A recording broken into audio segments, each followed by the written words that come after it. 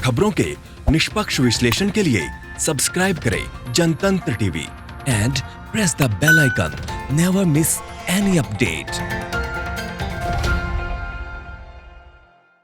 नमस्कार, जनतंत्र टीवी देख रहे हैं आप। आपके साथ मैं हूं अंशु पवार। रुक करेंगे खबरों की ओर। बाबा रामदेव की दवा कोरोनिल पर राजस्थान सरकार के बाद अब महाराष्ट्र सरकार ने भी प्रतिबंध लगा दिया है। महाराष्ट्र सरकार के गृह मंत्री अनिल देशमुख ने कहा है कि कोरोनिल के क्लिनिकल ट्रायल के बारे में अभी किसी तरह की कोई पुख्ता जानकारी नहीं है और ऐसे में महाराष्ट्र में इस दवा की बिक्री पर पूरी तरह से पाबंदी रहेगी। महाराष्ट्र के गृह मंत्री अनिल देशमुख ने ट्वीट भी किया है इसको लेकर, जिसमें उन्होंने कहा कि national institute of medical sciences Jaipur यह पता लगाएगा कि क्या पतंजलि के कोरोनिल का क्लिनिकल ट्रायल किया गया था। हम बाबा रामदेव को चेतावनी देते हैं कि हमारी सरकार महाराष्ट्र में नकली दवाओं की बिक्री की अनुमति नहीं देगी। गौरतलब है कि आयुष मंत्रालय की आपत्ति के बाद राजस्थान पहला राज्य बना था जिसने बाबा रामदेव की दवा कोरोनिल की बिक्री पर रोक लगा दी थी। राजस्थान सरकार ने अपने आदेश में यह कहा था कि केंद्रीय आयुष मंत्रालय की स्वीकृति के बिना कोविड-19 महामारी की दवा के रूप में किसी भी आयुर्वेदिक औषधि को बेचा नहीं जा सकता।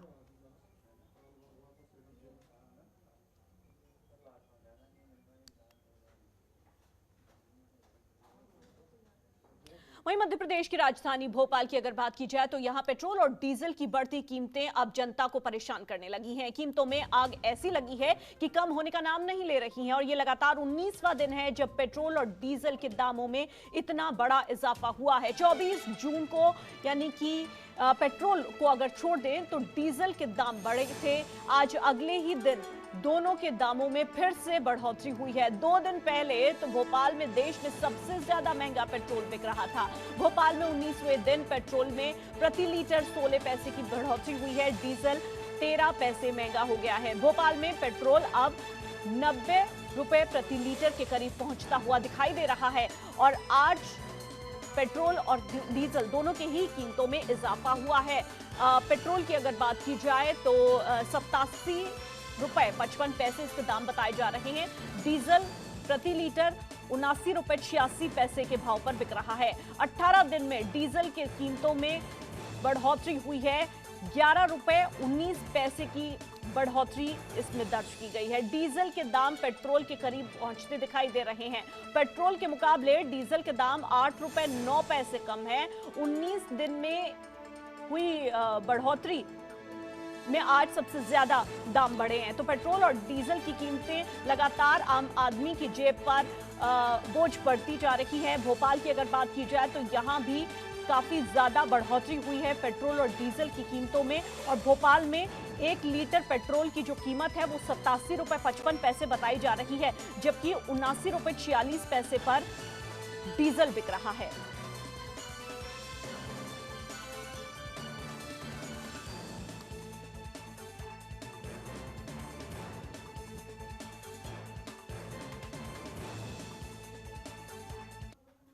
वहीं कांग्रेस नेता दिग्विजय सिंह के खिलाफ एफआईआर दर्ज।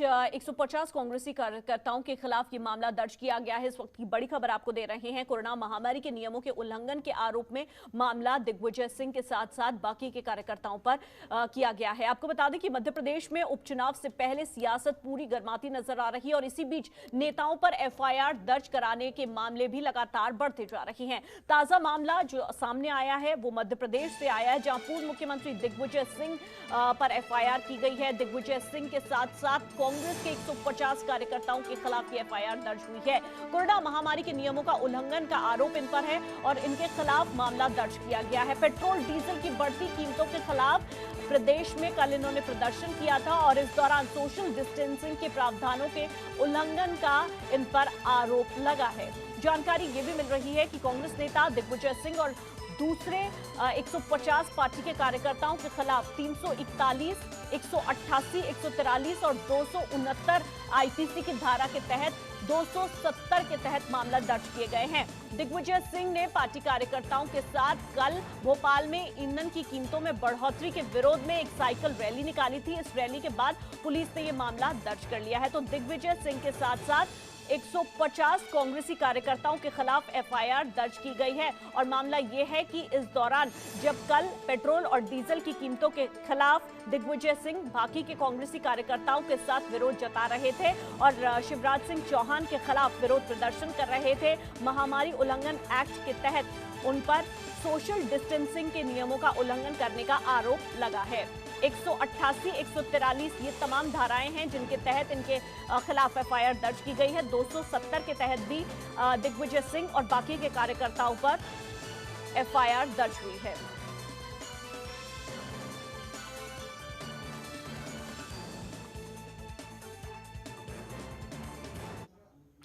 वहीं जम्मू कश्मीर के सोपोर इलाके में सुरक्षा बलों और आतंकियों के बीच मुठभेड़ जारी है। सेना ने 2 आतंकियों को ढेर कर दिया है। वहीं 1 से 2 आतंकियों के अभी भी इलाके में छिपे होने की जानकारी मिल रही है। जानकारी दे दें कि सेना और जम्मू कश्मीर पुलिस का साझा ये ऑपरेशन अभी भी चल रहा है। सोपोर में इंटरनेट सेवाओं को अभी फिलहाल बंद किया गया है सुरक्षा के मद्देनजर। आपको ये भी बता दें कि सुरक्षा बलों और जम्मू कश्मीर पुलिस ने आतंकियों के खिलाफ संयुक्त ऑपरेशन चलाया हुआ है। ऑपरेशन में बीते 1 हफ्ते से 1 दर्जन से ज्यादा आतंकियों को मार गिराया गया है। बीते 24 घंटों की अगर बात की जाए तो सुरक्षा बलों ने 8 आतंकियों को मार गिराया है। ये एक बड़ी उपलब्धि है सेना की। घाटी में सुरक्षा बलों की कार्रवाई से आतंकियों के आका जो हैं अब वो बौखलाए नजर आ रहे हैं। तो सेना और पुलिस का ये साझा सर्च ऑपरेशन जारी है। बीते अगर 24 घंटों की बात की जाए तो सुरक्षा बलों को बड़ी कामयाबी मिली है। हालांकि ये भी जानकारी सामने आ रही है कि 1 से 2 आतंकी अभी भी इलाके में छुपे हुए हैं और इसी को लेकर सेना और पुलिस साझा ऑपरेशन भी चला रही है। 2 आतंकियों को सुरक्षा बलों ने ढेर कर दिया है।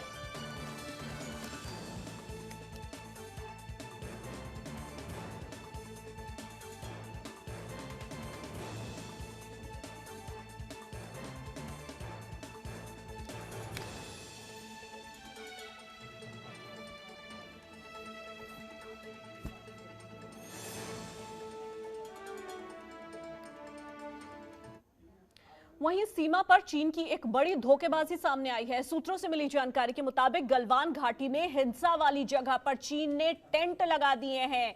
जहां हिंसक झड़प हुई थी ये वही जगह है जहां पर चीन ने अब फिर से टेंट लगाए हैं। चीन ने वहीं पर फिर से अपने टेंट लगा दिए हैं और गलवान घाटी के पेट्रोलिंग पॉइंट 14 पर ये टेंट लगाए गए हैं। इस तरह की जानकारी मिल रही है। ये वही जगह है जहां पर भारत और चीन के सैनिकों के बीच झड़प की घटनाएं हुई थी। बाद में दोनों देशों की तरफ से ये कोशिश की गई थी कि यहां तनाव को घटाया जाए, लेकिन एक बार फिर से चीन अपने वादों से मुकर गया है। चीन का ये फैसला तनाव बढ़ा सकता है। बुधवार को ही करीब 2.5 घंटे की एक बैठक हुई थी दोनों देशों के अधिकारियों के बीच। इस बैठक में चीन ने ये कहा था कि वो प्लान पर काम करने के लिए सहमत है। उसने तनाव घटाने के लिए कदम उठाए जाने की भी बात पर सहमति जताई थी। लेकिन अब जो तस्वीरें सामने आ रही हैं वो इस बात की तस्दीक देती हैं कि चीन एक बार फिर से अपनी बात से मुकर गया है और फिर से धोखा दिया है। गलवान घाटी में एक बार फिर से चीन ने अपने टेंट लगा दिए हैं। पेट्रोलिंग पॉइंट 14 की अगर बात की जाए तो यही वो जगह है जहां पर पहले घटनाएं हुई थी और एक बार फिर से इसी जगह पर चीन ने टेंट लगाए हैं।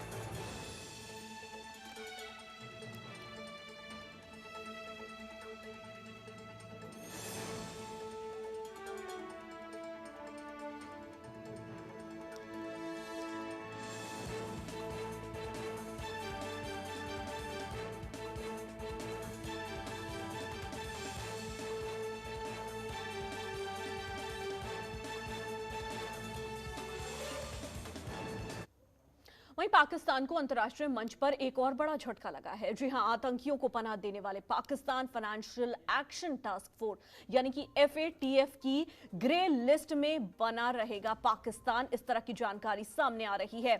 अधिकारियों का कहना है कि FATF ने पाकिस्तान को ग्रे लिस्ट में रखने का फैसला किया है क्योंकि वो लश्कर और जैश जैसे आतंकी संगठनों को पहुंचाने वाली फंडिंग पर नकेल कसने में विफल रहा है। वीडियो कॉन्फ्रेंसिंग के जरिए आयोजित FATF के अधिवेशन की अध्यक्षता चीन के शियांग मिन लियू ने की है। इस अधिवेशन में इस बात का फैसला किया जाना था कि पाकिस्तान को ग्रे लिस्ट में रखा जाएगा या ब्लैक लिस्ट में डाला जाएगा।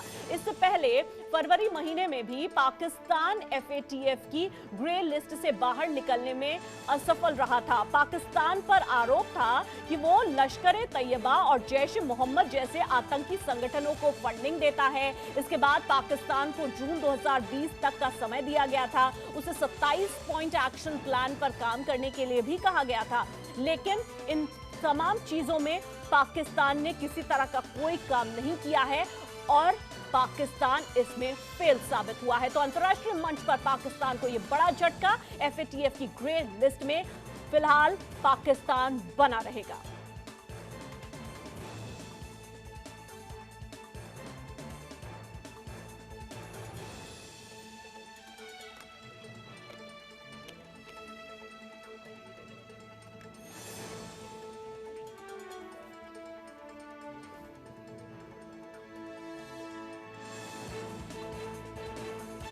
वहीं बात कोरोना की करें तो दिल्ली में मुंबई से ज्यादा अब कोरोना फैल चुका है। राजधानी में कोरोना मरीजों का जो आंकड़ा है वो 70,000 के पार पहुंच चुका है।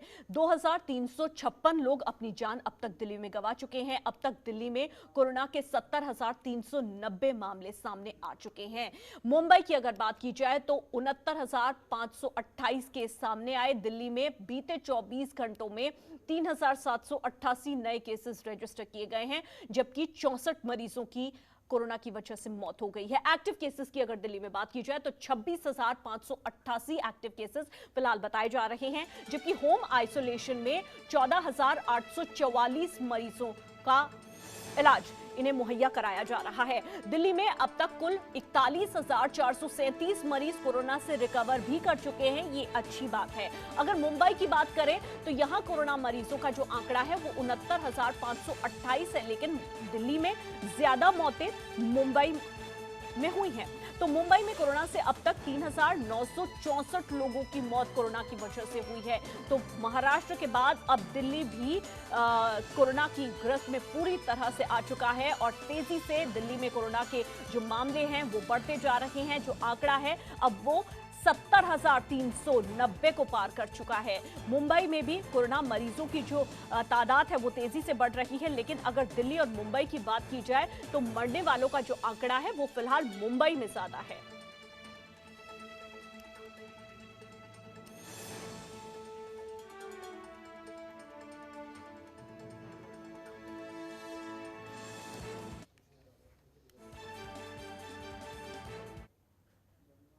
कांग्रेस की राष्ट्रीय महासचिव प्रियंका गांधी ने एक बार फिर कोरोना मृत्यु दर को लेकर प्रदेश की योगी सरकार पर निशाना साधा है। प्रियंका गांधी ने ट्वीट कर कहा कि कोरोना से सबसे ज्यादा मृत्यु दर 15 जिलों में से 4 जिले उत्तर प्रदेश के हैं। प्रियंका गांधी ने उत्तर प्रदेश में कोरोना संक्रमितों के आंकड़े पर भी सवाल उठाया है। प्रियंका गांधी ने ट्वीट कर कहा कि उत्तर प्रदेश के 4 शहरों का मृत्यु दर जारी किया है, जिसमें उन्होंने लिखा कि झांसी जिले में 10 कोरोना पीड़ित में से 1 की मौत हो गई है। मेरठ में हर 11 में से 1 कोरोना पीड़ित की मौत हो रही है। आगरा और एटा की अगर बात करें तो यहां हर 14 कोरोना पीड़ितों में से 1 की मौत हो रही है। ऐसा प्रियंका गांधी ने अपने ट्वीट में लिखा है।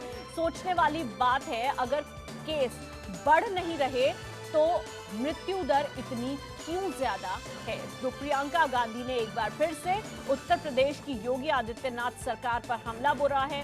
कोरोना को लेकर ये कहा है कि सबसे ज्यादा मृत्यु दर वाले 15 जिलों में 4 जिले उत्तर प्रदेश के हैं। संक्रमितों के आंकड़ों पर प्रियंका गांधी ने सवाल उठाए हैं।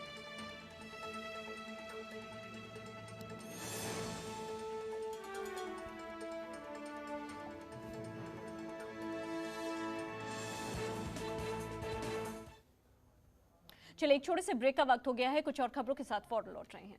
दिल्ली के उप मुख्यमंत्री मनीष सिसोदिया ने एक बार फिर दिल्ली में होम आइसोलेशन की पुरानी व्यवस्था लागू करने का मुद्दा उठाया है। उन्होंने डिजिटल प्रेस कॉन्फ्रेंस की, जिसमें उन्होंने गृह मंत्री से पुरानी व्यवस्था फिर से लागू करने को लेकर अनुरोध किया है। मंगलवार को भी उन्होंने एक प्रेस कॉन्फ्रेंस की थी, जिसमें बताया था कि इस संबंध में उन्होंने दिल्ली के राज्यपाल अनिल बैजल और अमित शाह को चिट्ठी भी लिखी है। सिसोदिया ने कॉन्फ्रेंस में यह भी कहा कि कोरोना पॉजिटिव पाए जाने वाले व्यक्ति या तो घर रहना चाहते हैं या हॉस्पिटल जाना चाहते हैं, लेकिन एलजी साहब की आदेश की वजह से हर कोई अब घर पर ही रहना चाहता है। सिसोदिया के मुताबिक एलजी साहब के आदेश की वजह से एम्बुलेंस का सिस्टम दबाव में है, बसों में भरकर लोगों को बिठाकर ले जाना पड़ रहा है और इसी की वजह से दिल्ली में अफरा तफरी का माहौल बना हुआ है। तो दिल्ली में कोरोना पर सियासत अब तेज होती नजर आ रही है। सिसोदिया की अगर बात की जाए तो उन्होंने एलजी और गृह मंत्री को एक चिट्ठी भी लिखी है। होम आइसोलेशन की व्यवस्था लागू करने की एक बार फिर से दिल्ली सरकार ने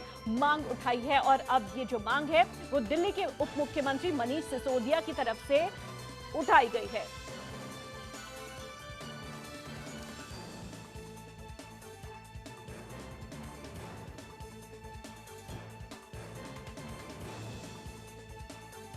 यह है कि ये जो नई व्यवस्था लागू की है कि हर एक कोरोना के पेशेंट को क्वारंटीन सेंटर आना पड़ेगा चेकअप कराने के लिए, उसको बंद करके पहले वाली व्यवस्था लागू करें कि सरकार की मेडिकल टीम घर पे जाके लोगों का चेकअप करेगी और उनको होम आइसोलेशन में रखने के लिए कहेगी अगर वो वहां रहने के लिए एलिजिबल हैं।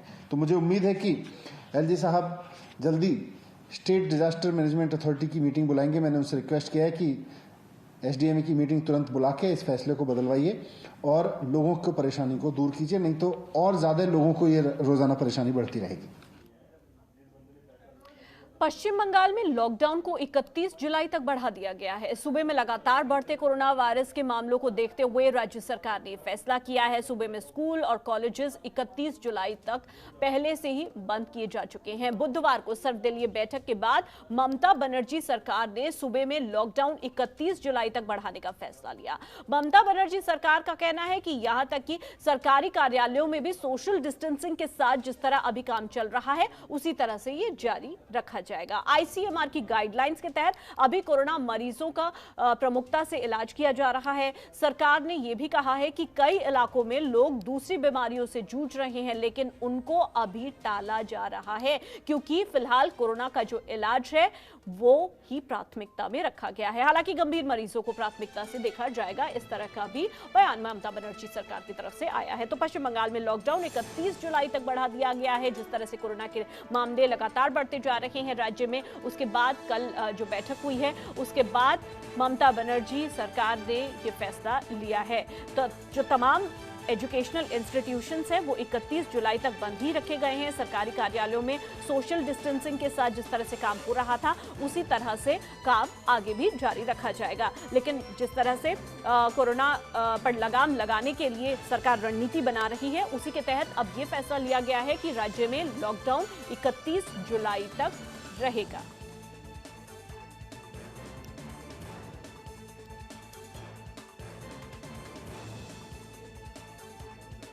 विश्व स्वास्थ्य संगठन ने अनुमान जताया है कि अगले हफ्ते तक दुनिया में कोरोना वायरस से संक्रमित लोगों का आंकड़ा 1 करोड़ तक जा सकता है। संगठन का यह भी कहना है कि इस मामले में ब्रिटेन का टेस्ट सिस्टम सक्षम है जो मरीजों की सही जांच कर सकता है। इस आंकड़े के बारे में WHO के महानिदेशक टेड्रोस अदनाम का कहना है कि अगले हफ्ते तक कोरोना के 1 करोड़ मामले सामने आ सकते हैं। ये पूरी दुनिया के लिए एक आगाह करने वाली बात है। कोरोना की वैक्सीन और दवाओं पर रिसर्च जारी है, लेकिन हमें इस पर विचार करना चाहिए कि जितनी जल्दी हो सके इस बीमारी के संक्रमण को कैसे रोका जा सकता है और लोगों की जिंदगियां बचाई जा सकती हैं। हज पर प्रतिबंध लगाने के बारे में WHO के महानिर्देशक का कहना है कि यह फैसला जोखिम और खतरे को देखते हुए लिया गया है। विश्व स्वास्थ्य संगठन के दिशा निर्देशों पर ही ऐसा फैसला हुआ है ताकि यात्रा पर जाने वाले लोगों की जिंदगियां बचाई जा सके और संक्रमण को भी रोका जा सके। संगठन इस फैसले का समर्थन करता है टेड्रोस अधमान का यह भी कहना है कि हमें मालूम है कि यह फैसला इतना आसान नहीं था। हमें यह भी पता है कि उन हज यात्रियों को अच्छा नहीं लगा होगा जो इस साल वहां जाने की तैयारी कर रहे थे। एक हफ्ते तक अब 1 करोड़ रुपए तक कोरोना संक्रमितों का आंकड़ा पहुंच सकता है, ऐसा WHO ने अनुमान जताया है। WHO ने कोरोना टेस्टिंग के लिए ब्रिटेन सरकार की भी तारीफ की है। कई अमेरिकी देशों में संक्रमण की जो दर है वो तेजी से बढ़ती जा रही है। इस तरह की बात कल WHO की प्रेस कॉन्फ्रेंस में सामने आई है।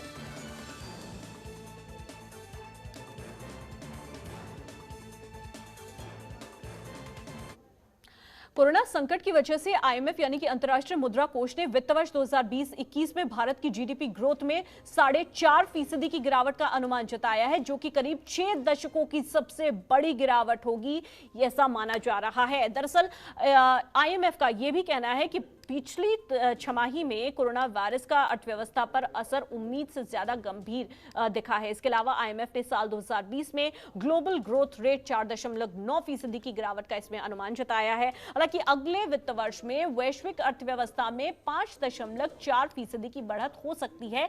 ये एक अच्छी बात इस रिपोर्ट में सामने आई है, ऐसा भी IMF ने अनुमान जताया है। अनुमान पहले जो IMF की तरफ से जताया गया था उसके मुकाबले ये जो गिरावट है वो 0.4% ज्यादा है। तो IMF ने अपनी ये रिपोर्ट पेश की है, वर्ल्ड इकोनॉमिक आउटलुक अपडेट जून 2020, जिसमें कहा गया है कि लंबे समय तक लॉकडाउन और अप्रैल में उम्मीद से धीमे सुधार होने की वजह से भारतीय अर्थव्यवस्था में 4.5% की गिरावट आ सकती है। कोरोना वायरस और इसकी रोकथाम के उपायों के चलते ज्यादातर आर्थिक गतिविधियां ठप रही और इसी के चलते इतनी बड़ी गिरावट का अनुमान जताया गया है। इससे कारोबार को काफी नुकसान हुआ है और यही वजह है कि जो आने वाली छमाही है उसमें धीमी गति से ग्रोथ भारत में देखने को मिलेगी।